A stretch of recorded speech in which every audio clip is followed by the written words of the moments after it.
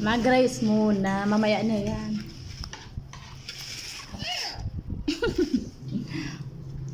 Sabi ko ba, di ba? Mamaya na yung kainin.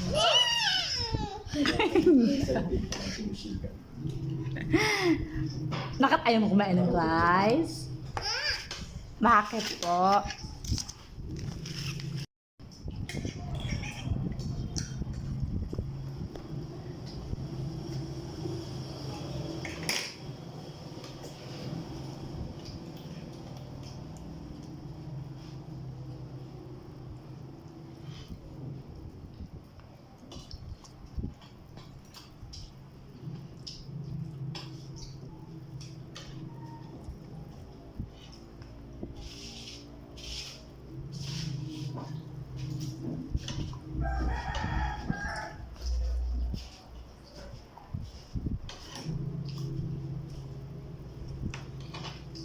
Ay, maliit man na